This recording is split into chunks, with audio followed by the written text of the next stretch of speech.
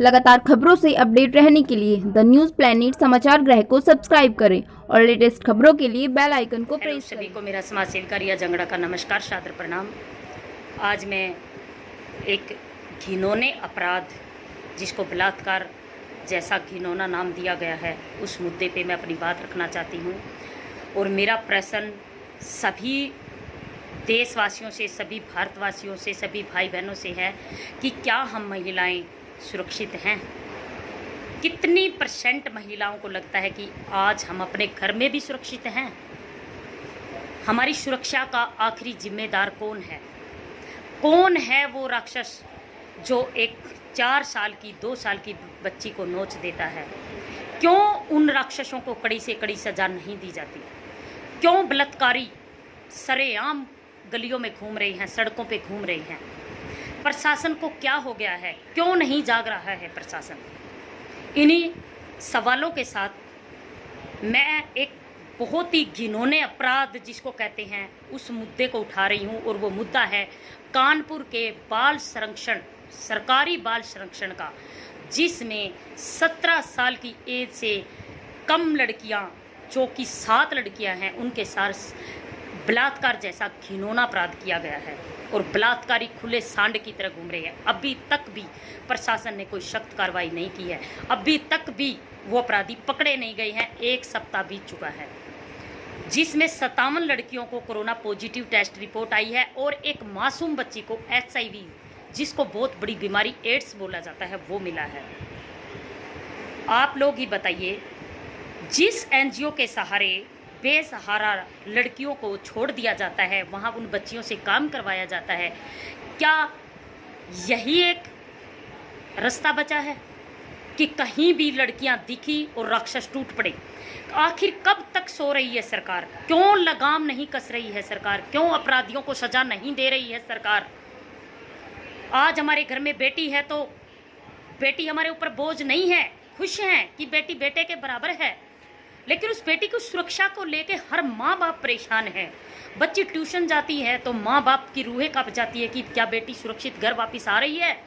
School जाती है तो स्कूल के बस के कर्मचारी, बस का ड्राइवर, बस का कंडक्टर बच्ची के साथ घिनौनी हरकतें कर देता है, गंदी अश्लील बातें करता है, छेड़छाड़ करता है। कौन जिम्मेवार है आखिर इन चीज़ों का? सरकार क्यों इस घिनौने अपराध पे लगाम नहीं कस रही है? इतनी सामाजिक संस्थाओं ने धरने प्रदर्शन किए हैं, सरकार का घेराव किया है, लेकिन आज तक भी कानपुर के अपराधियों को पकड़ा नहीं गया है। कौन जवाब देगा उनके माता पिता को? कौन जवाब देगा उन मासूम बच्चियों को जिनके साथ ऐसी घिनौनी हरकत हुई है? कहाँ सो रही है सरकार? मैं आप सभी से ये जानना चाहती हूँ, क्या बेटियों को इस दुनिया में जीने का हक बिल्कुल नहीं रहा? आखिर बेटियों में ऐसी कमी क्या है जो बेटियों के साथ ऐसे अपराध किए जाते हैं? एक लड़का 3 दिन तक बाहर रहता है तो उससे कोई सवाल नहीं पूछा जाता कि आप कहाँ से आ रहे हैं। एक लड़की अगर 3 घंटे भी घर से बाहर चली जाती है, पेरेंट्स उसके ऊपर आवाज़ उठाते हैं, समाज आवाज़ उठाता है, रिश्तेदार आवाज़ उठाते हैं, पूरा देश आवाज़ उठाता है कि 3 घंटे से ये लड़की गायब कहाँ थी। और जब उस लड़की के साथ ऐसा घिनौना उसको नोच दिया जाता है, उसके कपड़े फाड़ के उसके शव को पेड़ों से लटका दिया जाता है, तो प्रशासन सो जाता है। रिपोर्ट थाने में गरीब माँ बाप, जिसकी बच्ची के साथ 3 साल की मासूम के साथ बलात्कार हो जाता है, वो गरीब थाने में रिपोर्ट करवाने जाता है तो उसका मजाक उड़ाया जाता है कि जब बेटी गई थी तो पीछे पीछे क्यों नहीं गए?